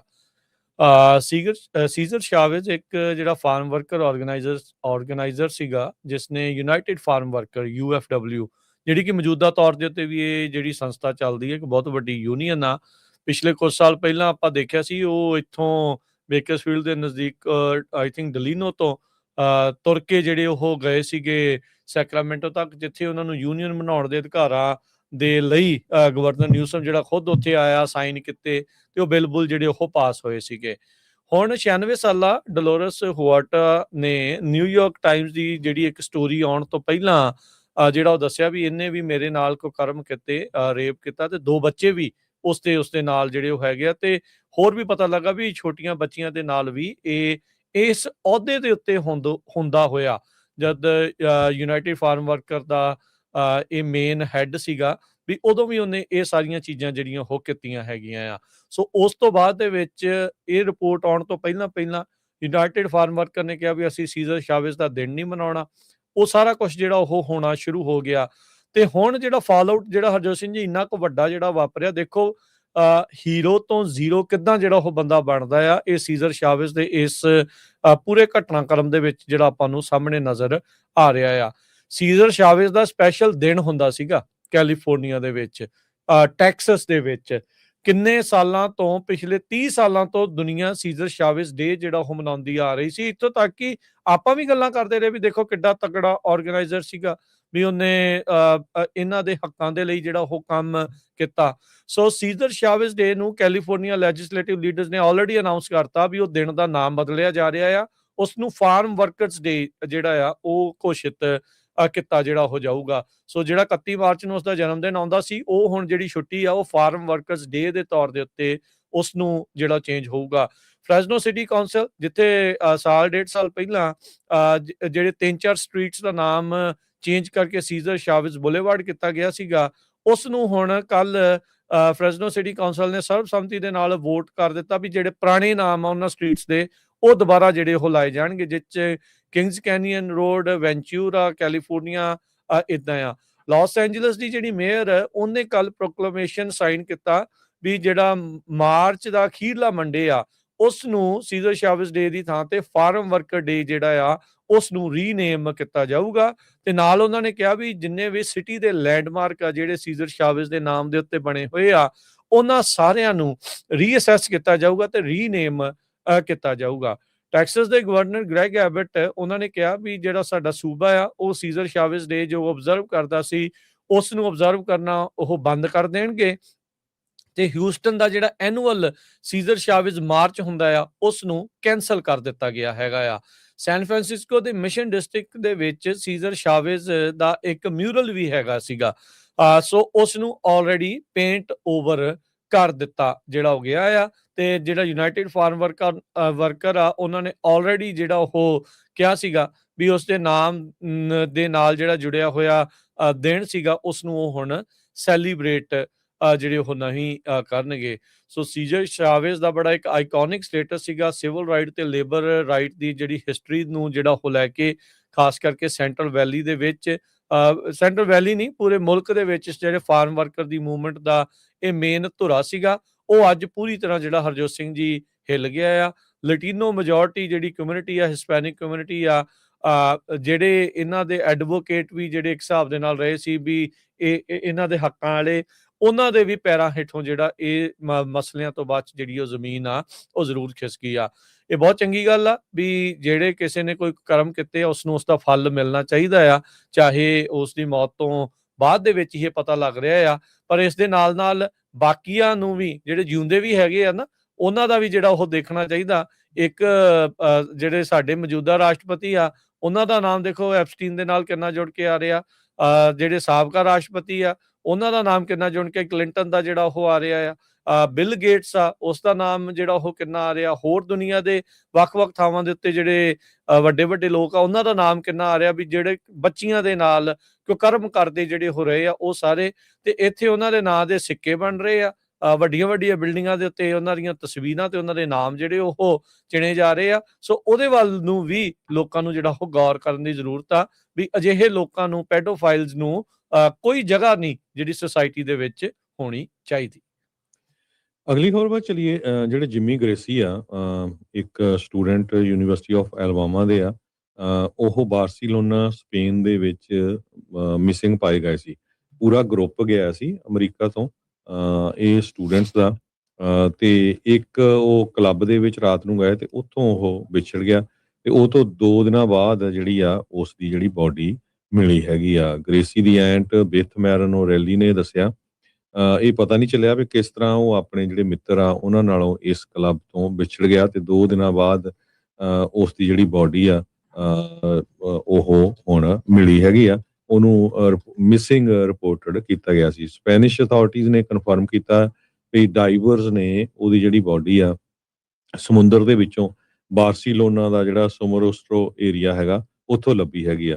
ਫੋਰੈਂਸਿਕ ਐਕਸਪਰਟਸ ਇਹ ਕਹਿ ਰਹੇ ਆ ਵੀ ਗ੍ਰੇਸੀ ਦੇ ਰਿਮੇਨਸ ਜੋ ਹੈਗੇ ਆ ਉਹ ਮੈਡੀਕਲ ਲੀਗਲ ਅਥਾਰਟੀਜ਼ ਤੋਂ ਕੰਸਲਟ ਕਰਕੇ ਉਸ ਤੋਂ ਬਾਅਦ ਅਮਰੀਕਾ ਦੇ ਵਿੱਚ ਪਹੁੰਚਾਏ ਜਾਣਗੇ। ਗ੍ਰੇਸੀ ਫੈਮਿਲੀ ਨੇ ਇਹ ਕਿਹਾ ਵੀ ਅਸੀਂ ਆਪਣੇ ਹਜੇ ਪਰਿਵਾਰ ਦੇ ਨਾਲ ਇਹ ਇੰਨਾ ਵੱਡਾ ਜਿਹੜਾ ਸਾਡਾ ਲਾਸ ਹੋਇਆ ਉਸ ਨੂੰ ਝੱਲਣ ਦੇ ਲਈ ਕੋਸ਼ਿਸ਼ ਕਰ ਰਹੇ ਹੈਗੇ ਆ, ਤੇ ਜਿੰਨਾ ਸਾਨੂੰ ਲੋਕਾਂ ਨੇ ਪਿਆਰ ਦਿੱਤਾ ਹੈਗਾ, ਸਪੋਰਟ ਦਿੱਤੀ ਆ, ਅਰਦਾਸਾਂ ਕੀਤੀਆਂ, ਪੂਰੀ ਦੁਨੀਆ ਦੇ ਵਿੱਚ ਉਹਨਾਂ ਸਾਰਿਆਂ ਦਾ ਧੰਨਵਾਦ ਕਰਦੇ ਹੈਗੇ ਆ। ਸੋ ਇਹ ਬਹੁਤ ਹੀ ਯੰਗ ਨੌਜਵਾਨ ਬੱਚਾ ਸੀਗਾ ਜੋ ਟ੍ਰਿਪ ਦੇ ਵਿੱਚ ਜਿਹੜੇ ਗਿਆ, ਤੇ ਯੂਨੀਵਰਸਿਟੀ ਆਫ ਅਲਬਾਮਾ ਦਾ ਸਟੂਡੈਂਟ ਸੀ, ਤੇ ਉੱਥੇ ਇੱਕ ਕਲੱਬ ਦੇ ਵਿੱਚ ਰਾਤ ਨੂੰ ਜਿੱਦਾਂ ਸੈਪਰੇਟ ਹੋ ਗਿਆ, ਤੇ ਹੁਣ 2 ਦਿਨਾਂ ਬਾਅਦ ਜਿਹੜੀ ਉਹਦੀ ਬੋਡੀ ਆ ਉਹ ਇੱਕ ਸਮੁੰਦਰ ਚੋਂ ਲੱਭੀ ਹੈਗੀ। ਬਹੁਤ ਮੰਦਭਾਗੀ ਘਟਨਾ ਜਿਹੜੀ ਇਹ ਵਾਪਰੀ ਹੈਗੀ ਆ। ਹਰਜੋਤ ਸਿੰਘ ਜੀ, ਅਗਲੀ ਜਿਹੜੀ ਖਬਰ ਕਰਦੇ ਆ, 에ਅਰ ਇੰਡੀਆ ਦੀ ਫਲਾਈਟ ਦੇ ਟਰਨ ਅਰਾਊਂਡ ਨੂੰ ਜਿਹੜਾ ਉਹ ਲੈ ਕੇ। 에ਅਰ ਇੰਡੀਆ ਦੀ ਇੱਕ ਫਲਾਈਟ 185 ਉਹ ਦਿੱਲੀ ਤੋਂ ਵੈਨਕੂਵਰ ਵੱਲ ਨੂੰ ਜਿਹੜੀ ਉਹ ਜਾ ਰਹੀ ਸੀਗੀ, ਤੇ ਇਹ ਕੱਲ ਦੀ ਜਿਹੜੀ ਗੱਲ ਆ, ਪੈਸੰਜਰਸ ਦੇ ਨਾਲ ਕਹਿੰਦੇ ਪੂਰੀ ਭਰੀ ਹੋਈ ਸੀਗੀ, ਤੇ ਇਹ ਜਹਾਜ਼ ਜਿਹੜਾ ਯੂਜ਼ ਕਰ ਰਹੇ ਸੀ ਬੋਇੰਗ 777-200 LR ਲੌਂਗ ਹਾਲ ਰਾਊਟ। ਕਹਿੰਦੇ ਵੀ ਕੈਨੇਡੀਅਨ ਆਪਰੇਸ਼ਨਸ ਦੇ ਲਈ ਉਹਨਾਂ ਦੇ ਕੋਲ ਕਲੀਅਰੈਂਸ ਜਿਹੜੀ ਉਹ ਸੀਗੀ 777-300 ER ਫਲੀਟ ਦੀ ਜਿਹੜੀ ਉਹ ਸੀਗੀ। ਜਦ ਇਹ 9 ਘੰਟੇ ਇਹਨਾਂ ਨੇ ਟਰੈਵਲ ਕਰ ਲਿਆ, ਕਿਊਮਨਿੰਗ ਚਾਈਨਾ ਦੀ 에ਅਰ ਸਪੇਸ ਦੇ ਵਿੱਚ ਸੀਗੇ, ਇਹ ਗਲਫ ਦੇ ਉੱਤੋਂ ਦੀ ਨਹੀਂ ਸੀ ਜਾ ਰਹੇ ਕਿਉਂਕਿ ਉੱਥੇ ਹੁਣ ਲੜਾਈ ਚੱਲ ਰਹੀ ਹੈ, ਸੋ ਇਸ ਕਰਕੇ ਉਸ ਨੂੰ ਉਹਨਾਂ ਨੇ ਕਿਹਾ ਵੀ ਚਲੋ ਛੱਡੋ ਪਰਾਂ, ਇਧਰੋਂ ਦੀ ਜਿਹੜਾ ਉਹ ਜਾਂਦੇ ਆ। ਜਦ ਚਾਈਨਾ ਤੱਕ ਇਹ ਪਹੁੰਚੇ ਹਰਜੋਤ ਸਿੰਘ ਜੀ, ਤਾਂ ਇਹਨਾਂ ਨੂੰ ਉਦੋਂ ਪਤਾ ਲੱਗਾ ਵੀ ਇਹ ਜਹਾਜ਼ ਨੂੰ ਤਾਂ ਕੈਨੇਡਾ ਵਾਲਿਆਂ ਨੇ ਅੰਦਰ ਨਹੀਂ ਵੜਨ ਦੇਣਾ। 9 ਘੰਟੇ ਲੋਕਾਂ ਨੂੰ ਚਾਈਨਾ ਤੱਕ ਲਗਾ ਕੇ ਫਿਰ ਉਹਨਾਂ ਨੂੰ ਮੁੜ ਕੇ ਵਾਪਸ ਜਿਹੜਾ ਉਹ ਲਿਜਾਉਣਾ ਪਿਆ। ਸੋ ਸੈਂਕੜੇ ਹੀ ਜਿਹੜੇ ਲੋਕ ਆ ਉਹ ਬਹੁਤ ਜ਼ਿਆਦਾ ਇਸ ਦੇ ਵਿੱਚ ਪਰੇਸ਼ਾਨ ਜਿਹੜੇ ਉਹ ਹੋਏ ਹੈਗੇ ਆ। ਸੋ ਕਹਿੰਦੇ ਵੀ 11 ਕੁ ਵਜੇ ਉੱਥੋਂ ਦਿੱਲੀ ਤੋਂ ਇਹ ਤੁਰਿਆ, ਤੇ ਉਹ ਅਗਲੇ ਦਿਨ ਸ਼ਾਮੀ 7-8 ਵਜੇ ਜਿਹੜਾ ਉਹ ਵਾਪਸ ਦੁਬਾਰਾ ਦਿੱਲੀ ਦੇ ਵਿੱਚ ਲੈਂਡ ਜਿਹੜਾ ਉਹ ਹੋਇਆ। 9 ਘੰਟੇ ਦੀ ਜਿਹੜੀ ਉਹ ਫਲਾਈਂਗ ਕਰਕੇ ਬਗੈਰ ਕਿਸੇ ਕਹਿ ਲਓ ਵੀ ਮੰਜ਼ਿਲ ਤੇ ਪਹੁੰਚੇ ਹੋਏ। ਸੋ ਇੰਡੀਆ ਕਹਿੰਦੇ ਵੀ ਆਪਰੇਟ ਕਰਦਾ ਆ 777-300 ER 에ਅਰਕ੍ਰਾਫਟ ਫਲਾਈਟਸ ਕੈਨੇਡਾ ਨੂੰ, ਤੇ ਦੂਜੇ ਜਿਹੜੇ LR ਆ ਜਿਹੜਾ 200 LR ਮਾਡਲ ਆ ਉਹ ਲੌਂਗ ਹਾਲ ਫਲਾਈਟਸ ਦੇ ਲਈ ਜਿਹੜਾ ਉਹ ਵਰਤਿਆ ਜਾਂਦਾ ਆ। ਸੋ ਫਲਾਈਟ ਦੇ ਨਾਲ ਸਪੈਸੀਫਿਕ ਰਿਸਟ੍ਰਿਕਸ਼ਨਸ ਜਿਹੜੀਆਂ ਉਹ ਹੈਗੀਆਂ, ਕਿਉਂਕਿ ਕੰਪਲਾਇੰਸ ਵਿਦ ਸੇਫਟੀ ਆਪਰੇਸ਼ਨਲ ਉਹਦੇ ਜਿਹੜੇ ਸਰਟੀਫਿਕੇਸ਼ਨ ਸਟੈਂਡਰਡਸ ਜਿਹੜੇ ਉਹ ਮੈਚ ਨਹੀਂ ਕਰਦੇ ਕੈਨੇਡਾ ਦੇ ਹਿਸਾਬ ਦੇ ਨਾਲ। ਪਰ ਤੁਸੀਂ ਦੇਖੋ ਵੀ ਕਿੱਦਾਂ ਦੇ ਬੰਦੇ ਇੱਥੇ ਉੱਥੇ ਜਿਹੜੇ ਕਾਬਜ ਨੇ, ਜਾਂ ਕਿੱਦਾਂ ਦੇ ਲੋਕ ਇਸ ਟਾਈਮ ਉਹਨਾਂ ਨੂੰ ਆਪਰੇਟ ਕਰ ਰਹੇ ਆ, ਵੀ ਉਹਨਾਂ ਨੂੰ ਪਤਾ ਹੀ ਨਹੀਂ ਵੀ ਲੱਗ ਰਿਹਾ ਵੀ ਕਿਹੜਾ ਜਹਾਜ਼ ਜਿਹੜਾ ਉੱਥੇ ਅਲਾਊਡ ਆ, ਕਿਹੜਾ ਨਹੀਂ ਅਲਾਊਡ, ਜਿੱਚ ਮਰਜ਼ੀ ਲੋਕਾਂ ਨੂੰ ਤੁੰਨ ਕੇ ਜਿਹੜਾ ਉਹ ਬਿਠਾਤਾ ਹੋਵੇ। ਜਹਾਜ਼ ਹੈ, ਕੋਈ ਮਿੰਨੀ ਬੱਸ ਥੋੜੀ ਆ ਵੀ ਇੱਕ ਜਾਣਾ, ਵੀ ਇੱਕ ਪਿੰਡ ਤੋਂ ਦੂਜੇ ਪਿੰਡ ਤੇ ਹੀ ਜਾਣਾ, ਜਿੱਦਾਂ ਮਰਜ਼ੀ ਹੋਵੇ ਵੀ ਬਹਿ ਕੇ ਚੱਲ ਜਾਈਏ, ਵੀ ਘੜੋਕੇ ਤੇ ਜਾਣਾ ਜਾਂ ਭੂੰਡ ਤੇ ਜਾਣਾ ਕਿ ਬੱਸ ਤੇ ਜਾਣਾ। ਵੀ ਭਾਈ ਜਹਾਜ਼ ਦਾ ਕੰਮ ਆ, ਤੁਸੀਂ ਹਿਸਾਬ ਨਾਲ ਦੇਖੋ ਲੋਕਾਂ ਨੂੰ ਕਿੰਨੀ ਖੱਜਲ ਖਵਾਰੀ ਹੋਊ। 9 ਘੰਟੇ ਦਾ ਰਾਊਂਡ ਟ੍ਰਿਪ ਕਰਕੇ, ਬਹੁਤੇ ਹਰਜੋਤ ਸਿੰਘ ਜੀ ਬਜ਼ੁਰਗ ਹੋਣੇ ਆ, ਉਹਨਾਂ ਲਈ ਤਾਂ ਪਹਿਲਾਂ ਹੀ ਜਹਾਜ਼ ਦੇ ਵਿੱਚ ਚੜ੍ਹਨਾ, ਇੱਕ ਫਲਾਈਟ ਲੈਣੀ ਉਹ ਬੜੀ ਔਖੀ ਹੁੰਦੀ ਆ। ਬਹੁਤੇ ਜਿਹੜੀ ਨਾਨ ਸਟਾਪ ਫਲਾਈਟ ਇਸੇ ਲਈ ਲੈਂਦੇ ਆ ਵੀ ਰਾਹ ਦੇ ਵਿੱਚ ਰੁਕਣਾ ਨਾ ਪਵੇ, ਉਤਰਨਾ ਨਾ ਪਵੇ, ਖੱਜਲ ਖੁਆਰੀ ਨਾ ਹੋਵੇ। ਪਰ ਉਹ ਸਾਰੀਆਂ ਚੀਜ਼ਾਂ ਤੋਂ ਬਚਣ ਦੀ ਬਜਾਏ ਇਹਨਾਂ ਨੂੰ ਸਾਰਾ ਕੁਛ ਜਿਹੜਾ ਹਰਜੋਤ ਸਿੰਘ ਜੀ ਜਿਹੜਾ ਉਹ ਕਰਨਾ ਪਿਆ ਤੇ ਕਾਫੀ ਕਾਸਟਲੀ ਮਿਸਟੇਕ ਹੋਈ ਆ। 9 ਘੰਟੇ ਫਲਾਈ ਕਰਕੇ ਕਿਸੇ ਟਿਕਾਣੇ ਤੇ ਨਾ ਪਹੁੰਚਣਾ ਤੇ ਕਹਿੰਦੇ ਵੀ 8 ਤੋਂ 9 ਟਨ ਪਰ ਆਵਰ ਤੇਲ ਦੀ ਕੰਜ਼ੰਪਸ਼ਨ ਹੁੰਦੀ ਆ ਇਸ ਜਿਹੜੇ ਉਹ ਜਹਾਜ਼ ਦੀ। ਸੋ 9 ਘੰਟਿਆਂ 'ਚ ਤੁਸੀਂ ਹਿਸਾਬ ਲਾ ਲਓ ਕਿੰਨੇ ਟਨ ਤੇਲ ਜਿਹੜਾ ਆ ਉਹ ਖਰਾਬ ਹੋਇਆ ਤੇ ਉਹ ਵੀ ਉਹਨਾਂ ਦਿਨਾਂ ਦੇ ਵਿੱਚ ਹਰਜੋਤ ਸਿੰਘ ਜੀ ਜਦੋਂ ਤੇਲ ਦੀਆਂ ਕੀਮਤਾਂ ਕਿੰਨੀਆਂ ਜ਼ਿਆਦਾ ਜਿਹੜੀਆਂ ਉਹ ਵਧੀਆਂ ਜਿਹੜੀਆਂ ਉਹ ਪਈਆਂ ਹੈਗੀਆਂ ਆ। ਸੋ ਹੁਣ ਕਹਿੰਦੇ ਵੀ ਕੋਈ ਇੰਟਰਨਲ ਐਕਸ਼ਨ ਜਿਹੜਾ ਉਹ ਲੈਣ ਬਾਰੇ ਜਿਹੜਾ ਉਹ ਸੋਚਿਆ ਜਾ ਰਿਹਾ ਆ ਵੀ ਕਿਹਦੀ ਨਲਾਇਕੀ ਦੇ ਕਰਕੇ ਇਹ ਸਾਰਾ ਕੁਝ ਵਾਪਰਿਆ ਹੈਗਾ। ਆਪਣੇ ਰੇਡੀਓ ਸਟੇਸ਼ਨ ਦੇ ਉੱਤੇ ਬਹੁਤ ਵਾਰ ਅਸੀਂ ਵੱਖ-ਵੱਖ ਲੋਕਾਂ ਦੀਆਂ ਸਟੋਰੀਆਂ ਜਿਹੜੀਆਂ ਏਅਰ ਇੰਡੀਆ ਦੀ ਬਾਬਤ ਤੁਹਾਡੇ ਨਾਲ ਸਾਂਝੀਆਂ ਕੀਤੀਆਂ ਆ ਵੀ ਕਿਸ ਤਰ੍ਹਾਂ ਲੋਕ ਕੰਪਲੇਨ ਕਰਦੇ ਆ ਵੀ ਦੇਖੋ ਜੀ ਉਹ ਜਦੋਂ ਸੀਟ ਤੇ ਬਹਿੰਦੇ ਆ ਸਪਰਿੰਗ ਜਿਹੜੇ ਆ ਤੁਹਾਡੀ ਢੂਹੀ 'ਚ ਜਿਹੜੇ ਚੁੱਭਦੇ ਹੈਗੇ ਆ ਸਪਰਿੰਗ ਜਿਹੜੇ ਟੁੱਟੇ ਹੋਏ ਆ ਕੋਈ ਉਹਨਾਂ ਦੇ ਟੀਵੀ ਨਹੀਂ ਕੰਮ ਕਰਦੇ ਹੈਗੇ, ਪਾਣੀ ਮੰਗੋ ਪਾਣੀ ਨਹੀਂ ਆਉਂਦਾ ਹੈਗਾ, ਚੂਹੇ ਤੱਕ ਜਿਹੜੇ ਆ ਜਹਾਜ਼ ਦੇ ਵਿੱਚ ਪਾਏ ਗਏ ਹੈਗੇ ਆ। ਪਰ ਫਿਰ ਵੀ ਕਈ ਲੋਕ ਪਤਾ ਨਹੀਂ ਕਿਉਂ ਏਅਰ ਇੰਡੀਆ ਦੇ ਵਿੱਚ ਚਲੇ ਜਾਂਦੇ ਹੈਗੇ ਆ। ਸੋ ਬਹੁਤ ਮੈਨੂੰ ਨਹੀਂ ਲੱਗਦਾ ਵੀ ਅੱਜ ਤਾਈਂ ਕੋਈ ਵੀ ਬੰਦਾ ਜਿਹੜਾ ਆਪਾਂ ਨੂੰ ਮਿਲਿਆ ਹੋਵੇ, ਜਿਹੜਾ ਏਅਰ ਇੰਡੀਆ ਦੇ ਉੱਤੇ ਅਮਰੀਕਾ ਆਇਆ ਹੋਵੇ ਤੇ ਉਹਨੂੰ ਕਿਹਾ ਹੋਵੇ ਬਹੁਤ ਵਧੀਆ ਫਲਾਈਟ ਸੀਗੀ। ਸੋ ਜੇ ਆਪਾਂ ਲੋਕਲੀ ਅਮਰੀਕਾ ਦੀ ਗੱਲ ਕਰਦੇ ਜਾਈਏ ਕਿਉਂਕਿ ਜੋ DHS ਡਿਪਾਰਟਮੈਂਟ ਆਫ ਜਿਹੜੀ ਹੋਮਲੈਂਡ ਸਿਕਿਉਰਿਟੀ ਕਸਟਮ ਤੇ ਹੋਮਲੈਂਡ ਸਿਕਿਉਰਿਟੀ ਵਾਲੇ ਹੈਗੇ ਆ ਉਹਨਾਂ ਨੂੰ ਫੰਡਿੰਗ ਹੈ ਨਹੀਂ। ਸੋ ਹੁਣ TSA ਵਾਲੇ ਜਿਹੜੇ 에ਅਰਪੋਰਟਸ ਤੇ ਹੁੰਦੇ ਹੈਗੇ ਆ ਉਹਨਾਂ ਨੂੰ ਤਨਖਾਹ ਨਹੀਂ ਮਿਲ ਰਹੀ ਕਾਫੀ ਲੰਮੇ ਸਮੇਂ ਤੋਂ। ਸੋ 45 ਲੋਕਲੀ ਦਿਨ ਹੁਣ ਤੋਂ ਉੱਤੇ ਹੋ ਗਏ। ਜੀ ਹਾਂ, ਸੈਕਰਾਮੈਂਟੋ ਇੰਟਰਨੈਸ਼ਨਲ 에ਅਰਪੋਰਟ ਨੇ ਵਾਰਨਿੰਗ ਦਿੱਤੀ ਹੈ ਟਰੈਵਲਰਸ ਨੂੰ ਵੀ ਤੁਹਾਡਾ ਵੇਟ ਟਾਈਮ ਬਹੁਤ ਲੰਮਾ ਹੋ ਸਕਦਾ ਆ। ਪਿਛਲੇ ਦਿਨਾਂ 'ਚ ਆਪਾਂ ਟੈਕਸਸ ਜਾਂ ਹੋਰ ਇੱਕ ਸਟੇਟ ਦੇ 에ਅਰਪੋਰਟ ਦੀ ਗੱਲਬਾਤ ਵੀ ਕੀਤੀ ਸੀ। 3-3 ਘੰਟੇ ਚੈੱਕ ਆਊਟ ਕਰਨ ਨੂੰ ਲੱਗ ਰਹੇ ਸੀ। ਸੈਕਰਾਮੈਂਟੋ ਇੰਟਰਨੈਸ਼ਨਲ 에ਅਰਪੋਰਟ ਨੇ ਵਾਰਨਿੰਗ ਇਸ਼ੂ ਕੀਤੀ ਹੈ ਟਰੈਵਲਰਸ ਨੂੰ ਵੀ ਤੁਹਾਡਾ ਜਿਹੜਾ ਵੇਟ ਟਾਈਮ ਆ ਕਾਫੀ ਲੰਮਾ ਹੋਊਗਾ because of the partial government shutdown. ਜੋ ਟਰਾਂਸਪੋਰਟੇਸ਼ਨ ਐਡਮਿਨਿਸਟ੍ਰੇਸ਼ਨ ਜਿਹੜੀ ਟਰਾਂਸਪੋਰਟੇਸ਼ਨ ਸਿਕਿਉਰਿਟੀ ਐਡਮਿਨਿਸਟ੍ਰੇਸ਼ਨ ਦੇ EMPLOYEES ਹੈਗੇ ਆ ਉਹ ਬਿਨਾਂ ਤਨਖਾਹ ਤੋਂ ਕੰਮ ਕਰ ਰਹੇ ਆ ਤੇ ਕਈ ਜਿਹੜੇ ਆ ਛੁੱਟੀਆਂ ਵੀ ਲੈ ਲੈਂਦੇ ਹੈਗੇ ਆ। ਐਬਸੈਂਟ ਕਾਫੀ ਜ਼ਿਆਦੇ ਹੈਗੇ ਐਬਸੈਂਸੀ ਤੇ ਬਹੁਤ ਵਾਰ ਜਿਹੜਾ ਆ ਕਹਿੰਦੇ ਵੀ ਇਹ ਔਖਾ ਹੁੰਦਾ ਹੈਗਾ ਕਿਸ ਤਰ੍ਹਾਂ ਜਿਹੜਾ ਲੋਕਾਂ ਨੂੰ ਚੈੱਕ ਕਰਨਾ ਤੇਜ਼ੀ ਦੇ ਨਾਲ। ਬਹੁਤ ਸਾਰੇ ਬੱਚਿਆਂ ਦੇ ਕੋਲ ਬਹੁਤ ਸਾਰੇ ਲੋਕਾਂ ਦੇ ਕੋਲ ਬੱਚੇ ਹੁੰਦੇ ਹੈਗੇ ਆ। ਸੋ ਇਸ ਸੰਬੰਧ ਦੇ ਵਿੱਚ ਜੋ ਸੈਕਰਾਮੈਂਟੋ ਇੰਟਰਨੈਸ਼ਨਲ 에ਅਰਪੋਰਟ ਨੇ ਵਾਰਨਿੰਗ ਦਿੱਤੀ ਹੈ। ਬਾਕੀ ਕਈ 에ਅਰਪੋਰਟਸ ਵੀ ਔਰੇਂਜ ਕਾਉਂਟੀ 'ਚ ਵੀ ਇੱਕ ਦਿਨ ਇੱਦਾਂ ਹੀ ਵਾਪਰਿਆ ਸੀਗਾ। ਸੋ ਜਦੋਂ ਵੀ ਤੁਸੀਂ ਜਾਣਾ ਆ ਖਾਸ ਕਰਕੇ ਚੈੱਕ ਵਗੈਰਾ ਕਰ ਲਓ ਵੀ ਕਿੰਨਾ ਕੁ ਉੱਥੇ ਜਿਹੜਾ ਵੇਟਿੰਗ ਪੀਰੀਅਡ ਹੈਗਾ। ਕਈ ਵਾਰੀ ਕੀ ਹੁੰਦਾ ਵੀ ਆਪਾਂ ਸਾਨੂੰ ਪਤਾ ਹੀ ਆ ਵੀ ਅਸੀਂ ਘੰਟਾ ਲੱਗਣਾ 2 ਘੰਟੇ ਲੱਗਣੇ ਆ। ਸੋ ਵਾਧੂ ਟਾਈਮ ਕੱਢ ਕੇ ਜਾਓ ਚਾਹੇ ਤੁਸੀਂ ਲੋਕਲੀ ਵੀ ਜਾਣਾ ਆ ਫਲਾਈਟ ਦੇ ਉੱਤੇ। ਲਗੌਡੀਆ 에ਅਰਪੋਰਟ ਜਿਹੜਾ ਹੈਗਾ ਉੱਥੇ ਵੀ ਕਹਿੰਦੇ ਵੀ ਕਾਫੀ ਲੰਮਾ ਜਿਹੜਾ ਸਮਾਂ ਲੱਗ ਰਿਹਾ ਹੈਗਾ ਲੋਕਾਂ ਨੂੰ ਚੈੱਕ ਇਨ ਕਰਨ ਦੇ ਲਈ। ਜੀ ਬਿਲਕੁਲ। ਸੋ ਇਹ ਜਿਹੜੀ ਸਿਚੁਏਸ਼ਨ ਇਸ ਟਾਈਮ ਚੱਲ ਰਹੀ ਹੈਗੀ ਆ। ਅਗਲੀ ਜਿਹੜੀ ਹਰਜੋਤ ਸਿੰਘ ਜੀ ਗੱਲ ਕਰਦੇ ਜਾਈਏ, US ਨੇ ਕਿਹਾ ਵੀ ਜਿਹੜੇ ਕਿਊਬਾ ਦੇ ਵੱਲ ਨੂੰ 2 ਤੇਲ ਦੇ ਨਾਲ ਭਰੇ ਟੈਂਕਰ ਜਿਹੜੇ ਕਿ ਰਸ਼ੀਅਨ ਤੇਲ ਦੇ ਨਾਲ ਭਰੇ ਟੈਂਕਰ ਆ ਉਹ ਉਧਰ ਨੂੰ ਜਾ ਰਹੇ ਆ। ਪਰ US ਕਹਿ ਰਿਹਾ ਵੀ ਕਿਊਬਾ ਲੈ ਨਹੀਂ ਸਕਦਾ ਇਹ ਜਿਹੜਾ ਤੇਲ। ਸੋ ਉੱਦਾਂ ਜੇ ਦੇਖਿਆ ਜਾਵੇ ਤਾਂ 30 ਦਿਨ ਦੀ ਇਹਨਾਂ ਨੇ ਮੋਹਲਤ ਦਿੱਤੀ ਸੀ। ਈਰਾਨ ਦੇ ਤੇਲ ਤੋਂ ਵੀ ਸੈਂਕਸ਼ਨ ਲਾਉਣ ਬਾਰੇ ਜਿਹੜੀ ਆ ਉਹ ਆਈਡੀਆ ਨੂੰ ਫਲੋਟ ਕੀਤਾ ਜਾ ਰਿਹਾ। US ਦੇ ਟ੍ਰੈਜਰੀ ਜਿਹੜੇ ਸਕਾਟ ਬੈਸੈਂਟ ਆ ਉਹਨਾਂ ਦੇ ਜਿਹੜਾ ਦੁਆਰਾ। ਪਰ ਅੱਜ ਜਿਹੜਾ ਟ੍ਰੈਜਰੀ ਡਿਪਾਰਟਮੈਂਟ ਆ ਉਹਨਾਂ ਨੇ ਕਲੀਅਰ ਕੀਤਾ ਵੀ ਕਿਊਬਾ ਰਸ਼ੀਅਨ ਕਰੂਡ ਆਇਲ ਦੀ ਡਿਲੀਵਰੀ ਨਹੀਂ ਲੈ ਸਕਦਾ। ਕਿਊਬਾ ਦੇ ਵਿੱਚ ਆਲਰੇਡੀ ਇੱਕ ਹਿਸਾਬ ਦੇ ਨਾਲ ਮਾਰੋ ਮਾਰ ਜਿਹੜੀ ਉਹ ਬਣੀ ਪਈ ਆ। ਵੈਨੇਜ਼ੁਏਲਾ ਦੇ ਤੇਲ ਦੇ ਉੱਤੇ ਕਬਜ਼ੇ ਤੋਂ ਬਾਅਦ 'ਚ ਅਮਰੀਕਾ ਨੇ ਕਿਊਬਾ ਨੂੰ ਜਿਹੜੀਆਂ ਤੇਲ ਆ ਬਹੁਤ ਘੱਟ ਜਿਹੜਾ ਉੱਥੇ ਮਿਲ ਰਿਹਾ ਆ। ਈਰਾਨ ਦੇ ਨਾਲ ਲੱਗੀ ਜੰਗ ਤੋਂ ਬਾਅਦ 'ਚ ਉਹ ਵਾਲਾ ਤੇਲ ਵੀ ਉੱਧਰ ਨਹੀਂ ਜਾ ਰਿਹਾ ਹੈਗਾ ਤੇ ਰਸ਼ੀਆ ਵਾਲਾ ਤੇਲ ਉੱਥੇ ਜਿਹੜਾ ਉਹ ਜਾਣ ਨਹੀਂ ਦਿੱਤਾ ਜਾ ਰਿਹਾ।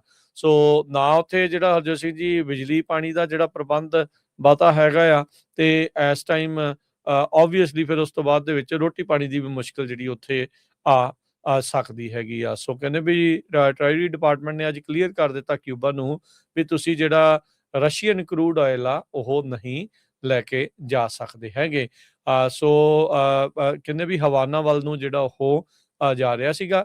US ਨੇ ਆਇਲ ਬਲੋਕੇਡ ਜਿਹੜਾ ਹੁਣ ਤੱਕ ਦਾ ਸਭ ਤੋਂ ਵੱਡਾ ਬਲੋਕੇਡ ਜਿਹੜਾ ਉਹ ਲਾਇਆ ਹੋਇਆ ਆ ਸੋਵੀਅਤ ਯੂਨੀਅਨ ਦੇ ਜਿਹੜੇ ਕੋਲੈਪਸ ਤੋਂ ਬਾਅਦ ਦੇ ਵਿੱਚ। ਸੋ ਜਿਹੜਾ ਜਨਰਲ ਲਾਇਸੈਂਸ ਪਬਲਿਸ਼ ਕੀਤਾ ਗਿਆ ਥਰਸਡੇ ਨੂੰ treasury office of foreign assets OFAC ਦੇ ਦੁਆਰਾ, ਉਹਨਾਂ ਦੇ ਵਿੱਚ ਕਿਊਬਾ ਦਾ ਨਾਮ ਵੀ ਜਿਹੜਾ ਉਹ ਐਡ ਕਰ ਦਿੱਤਾ ਗਿਆ, ਜੋ ਕਿ ਸੇਲ, ਡਿਲੀਵਰੀ ਤੇ offloading of crude and petroleum products ਜੋ ਰਸ਼ੀਆ ਤੋਂ ਸ਼ੁਰੂ ਹੁੰਦੇ ਆ ਵੀ ਉਹਨਾਂ ਨੂੰ ਇਸ ਲਿਸਟ 'ਚ ਪਾ ਦਿੱਤਾ ਵੀ ਉਹ ਨਹੀਂ ਲੈ ਸਕਦਾ।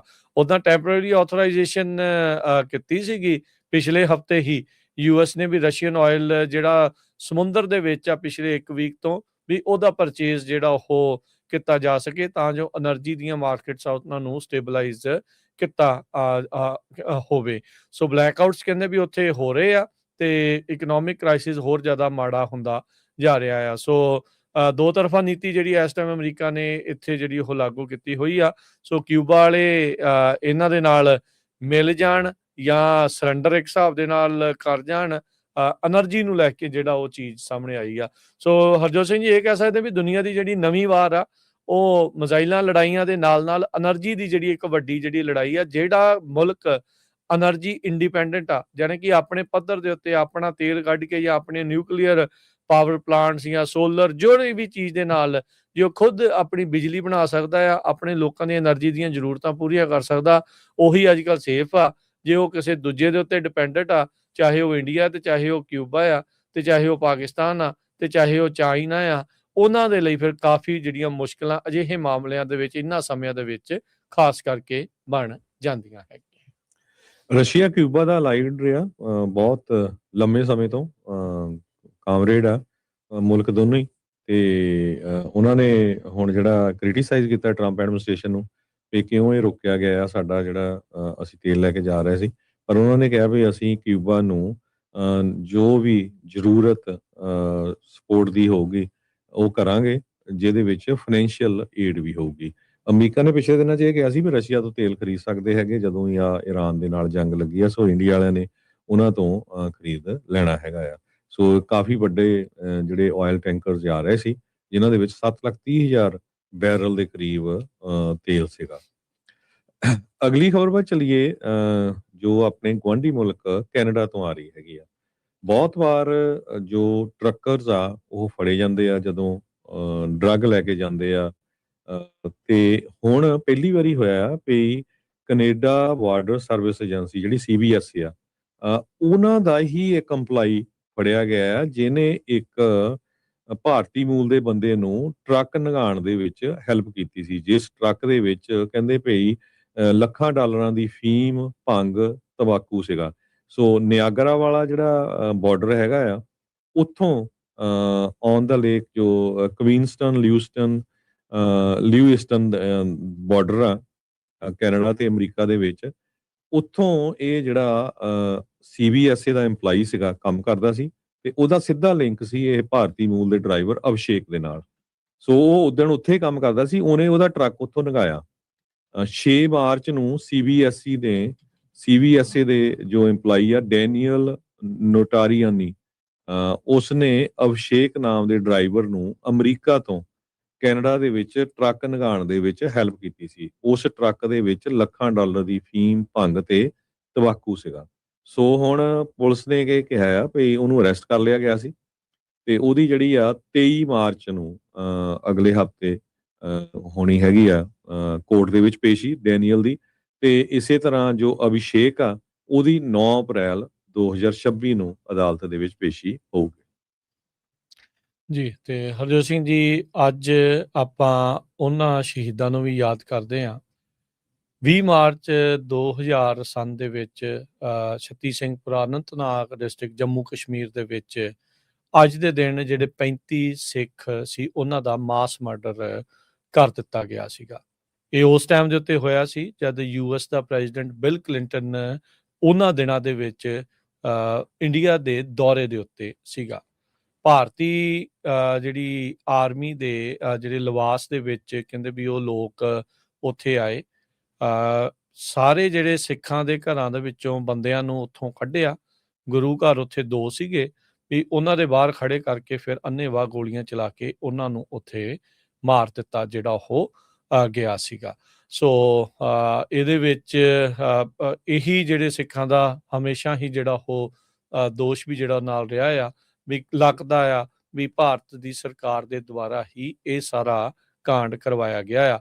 ਭਾਰਤ ਸਰਕਾਰ ਦੇ ਇਸ ਜਿਹੜੇ ਕਹਿ ਲਓ ਵੀ ਮੈਸੇਕਰ ਆ ਉਸ ਦਾ ਦੋਸ਼ ਲਸ਼ਕਰ ਏ ਤੋਇਬਾ ਤੇ ਹਿਜ਼ਬੁਲ ਮੁਜਾਹਿਦੀਨ ਦੇ ਉੱਤੇ ਜਿਹੜਾ ਉਹ ਲਾਇਆ ਸੀ ਵੀ ਉਹਨਾਂ ਦੁਆਰਾ ਜਿਹੜਾ ਉਹ ਕੀਤਾ ਗਿਆ ਸੀਗਾ। ਸੋ ਇਹ ਸਨ 2020 ਮਾਰਚ 2000 ਕੋਈ ਛਿੱਟੀ ਸਿੰਘਪੁਰਾ ਕਹਿ ਦਿੰਦਾ, ਕੋਈ ਛੱਤੀ ਸਿੰਘਪੁਰਾ ਕਹਿ ਦਿੰਦਾ ਵੀ ਜੰਮੂ ਕਸ਼ਮੀਰ ਦੇ ਵਿੱਚ ਸਾਰਿਆਂ ਨੂੰ ਯਾਦ ਆ ਵੀ ਛੱਤੀ ਸਿੰਘਪੁਰਾ ਦੇ ਵਿੱਚ ਇਹ 35 ਜਿਹੜੇ ਸਿੱਖਾਂ ਨੂੰ ਘਰਾਂ ਚੋਂ ਕੱਢ ਕੇ ਲਾਈਨ ਅਪ ਕਰਕੇ ਜਿਹੜਾ ਆ ਉਹ ਮਾਰ ਦਿੱਤਾ ਜਿਹੜਾ ਹੋ ਗਿਆ ਸੀਗਾ। ਸੋ ਅੱਜ ਉਹਨਾਂ ਨੂੰ ਅਸੀਂ ਜਿਹੜੀ ਸ਼ਰਧਾਂਜਲੀ ਭੇਟ ਕਰਦੇ ਆ, ਉਹਨਾਂ ਨੂੰ ਆਪਾਂ ਯਾਦ ਜਿਹੜਾ ਉਹ ਕਰਦੇ ਆ। 26 ਸਾਲ ਹਰਜੋਤ ਸਿੰਘ ਜੀ ਬੀਤ ਗਏ ਇਸ ਜਿਹੜੇ ਦਰਦਨਾਕ ਜਿਹੜੀ ਉਹ ਗੱਲ ਨੂੰ, ਤੇ ਆਪਾਂ ਉਹਨਾਂ ਨੂੰ ਅੱਜ ਫੇਰ ਜਿਹੜਾ ਉਹ ਯਾਦ ਜਿਹੜਾ ਉਹ ਕਰਦੇ ਆ। ਇੱਥੋਂ ਇਹ ਜਿਹੜਾ ਹਰਜੋਤ ਸਿੰਘ ਜੀ ਪਤਾ ਲੱਗਦਾ ਆ ਵੀ ਉਸ ਮੁਲਕ ਦੇ ਵਿੱਚ ਉਸ ਥਾਂ ਦੇ ਉੱਤੇ ਅਜੇ ਵੀ ਇਨਸਾਫ ਦੀ ਜਿਹੜੀ ਕਈ ਵਾਰੀ ਦੁਹਾਈ ਪਾਉਂਦੇ ਰਹਿੰਦੇ ਅਦਾਲਤਾਂ ਦੇ ਮੂਹਰੇ, ਨਾ 84 ਦਾ, ਨਾ ਉਸ ਤੋਂ ਪਹਿਲਾਂ ਦਾ, ਤੇ ਨਾ ਆ ਜਿਹੜਾ ਲੇਟੈਸਟ ਆ ਵੀ ਉਹਦਾ ਕੀ ਹੋਣਾ। ਆਪਾਂ ਤਾਂ ਹੁਣੇ ਕੁਛ ਹਫ਼ਤੇ ਪਹਿਲਾਂ ਰਣਜੀਤ ਸਿੰਘ ਦਾ ਜਿਹੜਾ ਸਰਕਾਰੀ ਕਤਲ ਆ ਉਹ ਹੁੰਦਾ ਦੇਖਿਆ ਜੀ। ਬਿਲਕੁਲ ਤੁਸੀਂ ਦੇਖੋ ਵੀ 26 ਸਾਲ ਹੋ ਗਏ ਹਜੇ ਵੀ ਇਹ ਨਹੀਂ ਪਤਾ ਚੱਲ ਸਕਿਆ ਵੀ ਸਹੀ ਬੰਦਾ ਕੌਣ ਸੀ ਜਿਹਨੇ ਮਾਰੇ ਹੈਗੇ ਆ। 6 ਕਸ਼ਮੀਰੀ ਜਿਹੜੇ ਆ ਉਹਨਾਂ ਨੂੰ ਉੱਥੇ ਦੀ ਸਰਕਾਰ ਨੇ ਮਾਰ ਕੇ ਦੱਬ ਦਿੱਤਾ ਸੀ। ਜਦੋਂ ਬਾਅਦ ਚ ਉਹਨਾਂ ਨੇ ਬੋਡੀਜ਼ ਕੱਢੀਆਂ ਪਤਾ ਲੱਗਿਆ ਵੀ ਉਹ ਤਾਂ ਕੋਈ ਵੀ ਖਾੜਕੂ ਨਹੀਂ ਸੀ, ਉਦਾਂ ਹੀ ਚੱਕ ਕੇ ਮੁੰਡੇ ਮਾਰਤੇ ਸੀ, ਉਹਨਾਂ ਦੇ ਨਾਂ ਦੇ ਉੱਤੇ ਲਾਤਾ ਵੀ ਇਹਨਾਂ ਨੇ ਜਿਹੜੇ ਸਿੱਖ ਮਾਰੇ ਆ। ਹਾਲਾਂਕਿ ਸਿੱਖਾਂ ਦੇ ਬਹੁਤ ਵਧੀਆ ਰਿਲੇਸ਼ਨ ਉੱਥੇ ਕਸ਼ਮੀਰ ਦੇ ਵਿੱਚ ਸੀਗੇ। ਇੱਥੋਂ ਤੱਕ ਕਿ ਅਮਰੀਕਾ ਦੇ ਪ੍ਰੈਜ਼ੀਡੈਂਟ ਬਿਲ ਕਲਿੰਟਨ ਨੂੰ ਸਟੇਟਮੈਂਟ ਦਿੱਤੀ ਉਹਨਾਂ ਨੇ ਵੀ ਮੈਂ ਬਹੁਤ ਦੁਖੀ ਮਹਿਸੂਸ ਕਰਦਾ, ਕਹਿੰਦਾ ਵੀ ਜੇ ਮੈਂ ਇੰਡੀਆ ਨਾ ਜਾਂਦਾ ਤੇ ਮੈਨੂੰ ਲੱਗਦਾ ਸੀ ਵੀ ਇਹ ਸਿੱਖਾਂ ਦੀ ਮੌਤ ਨਹੀਂ ਹੋਣੀ ਸੀ।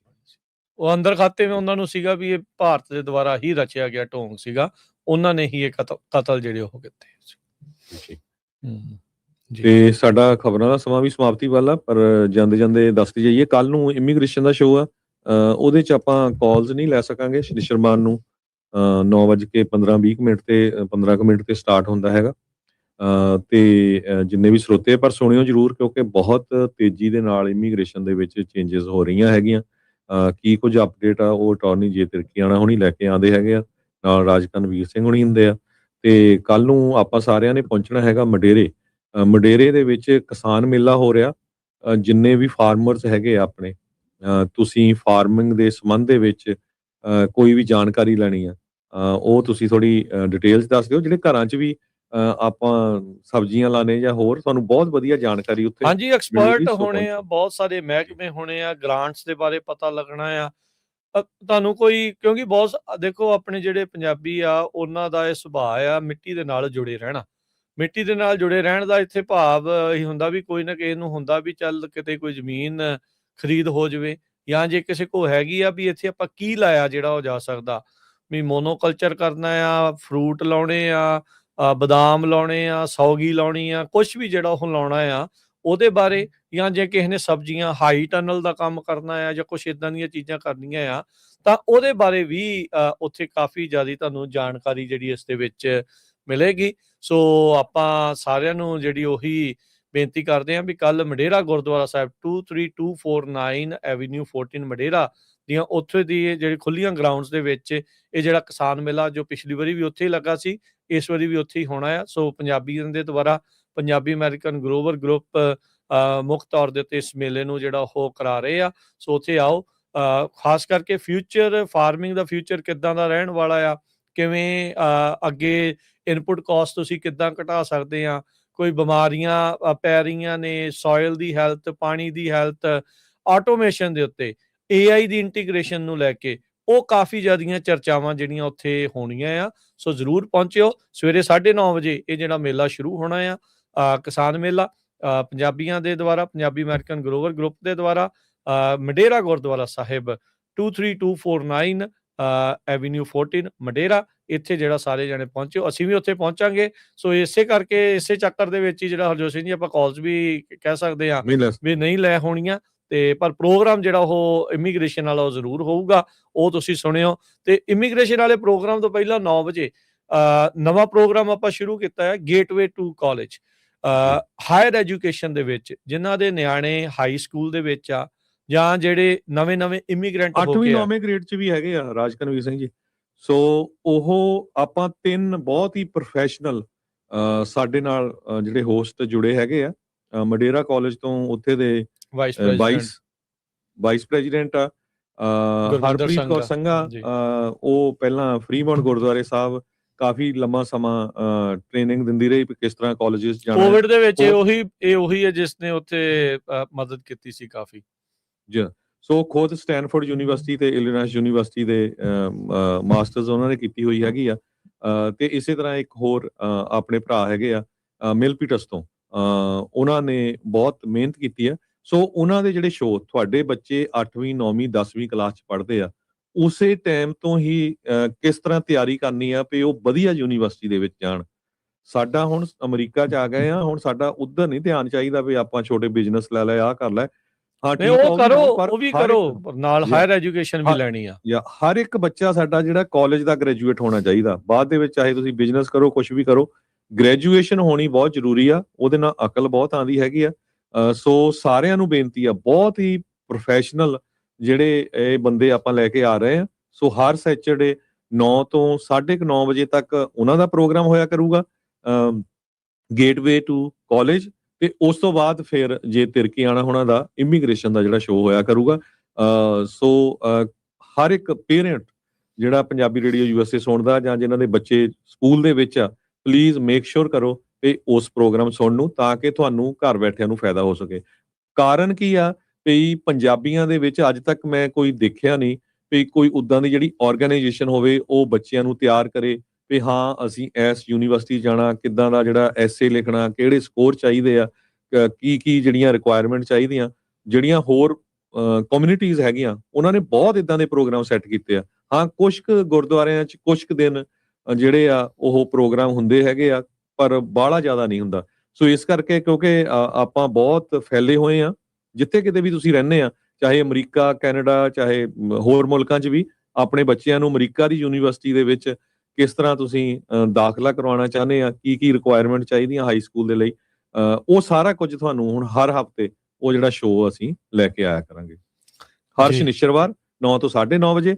ਤੇ 9:30 ਵਜੇ ਤੋਂ ਬਾਅਦ ਜੇ ਤਿਰਕੀ ਆਣਾ ਹੋਣਾ ਦਾ ਇਮੀਗ੍ਰੇਸ਼ਨ ਦਾ ਸ਼ੋਅ। ਸੋ ਕੱਲ ਨੂੰ ਸਾਰਿਆਂ ਨੂੰ ਬੇਨਤੀ ਆ, ਮਡੇਰਾ ਗੁਰੂ ਘਰ ਜੀ ਐਡਰੈਸ ਹੈਗਾ ਰਾਜਕਨਵੀਰ ਸਿੰਘ ਜੀ, ਦੱਸ ਦਿਓ। ਦੱਸਿਆ ਮੈਂ ਤੇ 23249 ਉੱਥੇ ਹਾਂਜੀ ਇੱਕ ਵਾਰੀ ਫੇਰ ਦੱਸ ਦਿਓ ਤੇ ਉੱਥੇ ਪਹੁੰਚੋ, ਕਿਉਂਕਿ ਉੱਥੇ ਗਵਰਨਮੈਂਟ ਏਜੰਸੀ ਦੇ ਵੀ ਲੋਕ ਆ ਰਹੇ ਹੈਗੇ ਆ, ਵੱਖ-ਵੱਖ ਕੰਪਨੀਆਂ ਵਾਲੇ ਵੀ ਆ ਰਹੇ ਹੈਗੇ ਆ।